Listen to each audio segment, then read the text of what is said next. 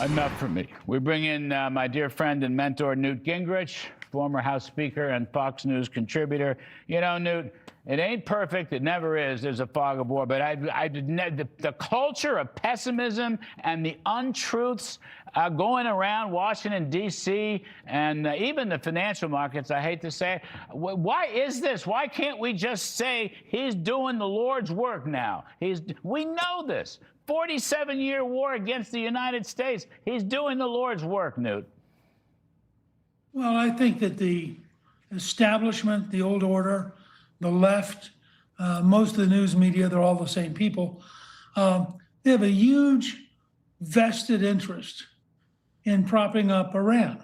Remember, Obama sent Iran $1 billion in cash at one point. Yeah.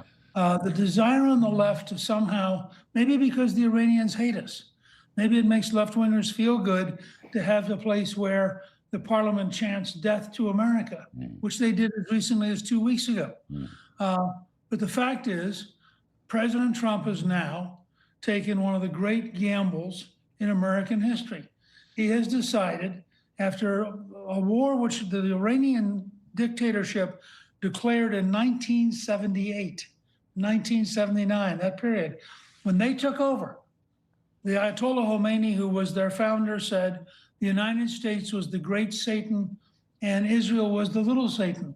And they went to war with us almost from the day they were in charge. They seized our embassy illegally. They kept our diplomats as hostages for 444 days. They deliberately went out to kill the Marines in Lebanon. I mean, we've been at this with them over and over, and our presidents normally have flinched and backed off and temporized. I'm very, very excited by the fact that we have a president who has said enough. Now, we'll see in the next few weeks. I have no doubt that the amount of air power that Israel and the United States are bringing to bear, the fact that they now have almost total control of the skies over Iran, which will make their ability to prosecute the campaign dramatically easier. And your point's right. I mean, once the U.S. Navy shows up, they're going to have to worry about speedboats, they're going to have to worry about mines, and they're going to have to worry about weapons that are fired from caves that are dug in deep. But over the course of a week or two, they will dominate all of those. They will chew them up, and we will, in fact, be able to provide safety. We did this with Reagan. Reagan took the Kuwaiti ships, put American flags on them. The Iranians hit one American frigate, and within a few days, Reagan had destroyed 1/2 of the Iranian Navy. Now, Trump's going in to finish the job, and as you'll notice, the Iranians were shocked that an American submarine, for the first time since 1945, actually sank a warship with a torpedo just yesterday in the Indian Ocean, and also sent a signal. We are coming after them everywhere, and we are going to defeat them. I mean, it's just part of this culture of it's just a retired Navy admiral who's teaching school at a left-wing college outside of Boston, coming up with a hypothesis. You don't think the military understands all the? Our military, they're so far ahead of that. I mean, they've practically destroyed the Navy, the Iranian. There's a couple motorboats left. That's terrific, and they're going to escort ships.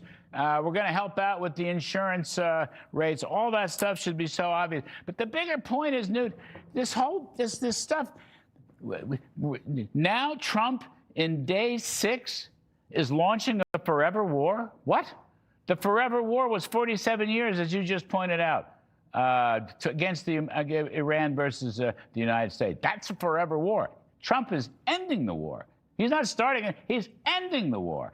That's not a small thing. I don't know why. And then the second point, which is even less important, but this business about the war power, it's unconstitutional. Trump is in compliance with the War Powers Act of the which, by the way, as you well know, most presidents have totally ignored. Trump has actually briefed people. He's notified them. He's continuing to brief them.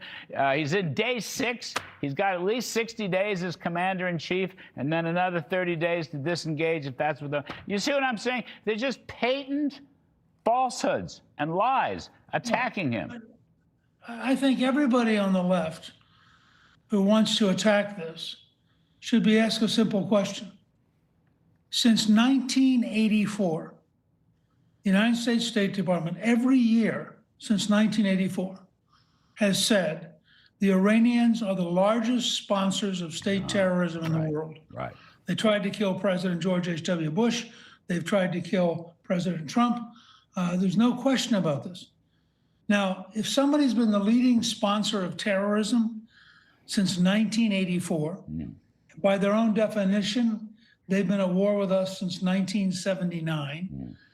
It seems to me fair to say that a president who has the guts to end it is, in fact, doing historically an extraordinarily important thing. And the fact is, we will get the Straits of Hormuz under control. We will get back to exporting oil. And as you pointed out, because of our policies of drilling, we actually have a tremendous amount of oil available and natural gas available. And everything will balance out. So, but I do think there's a desperation on the left to panic, whatever Trump does. I mean, if Trump went on a picnic, they would panic. Right. If Trump were to go ride a boat down a river, they would panic. It's just, it's where we are currently in our politics. I mean, what is it? Yes, you're right. It's a culture of negativism and pessimism, and yeah, it's a Trump derangement syndrome.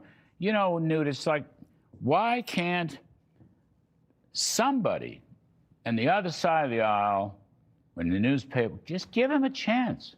Let him give him a chance. Fetterman is the one Democrat. 100%. Yes. Fetterman's come up again and again and has actually made sense and broken with the herd and talked about why this is so important. And my guess is tomorrow you may have a number of Democrats who vote no on the war powers vote because they know better. There won't be a huge number, but it'll be a big enough number that it will enable us to defeat the bill in the House. So, you know, it's time for us to have the courage to look people in the eye and say, do you really want Iran to win? Do you really think having people who've been trying to get nuclear weapons and who promise to kill you? Now, this is not complicated. When people say death to America, what do you think? You know, you ought to ask AOC, what do you think the term death to America means? Now, of course, on the left, they would say, well, it actually is a sophisticated psychological reference to a large purple banana and should not be interpreted as meaning death to America, because, of course, nobody would say death to America and mean it. I mean, these people are crazy. Yep. Well, Newt, you put it well, as you always do. You put it well. We'll see. We'll follow the story. Thank you ever so much for weighing in on that. We appreciate it. Glad to see you.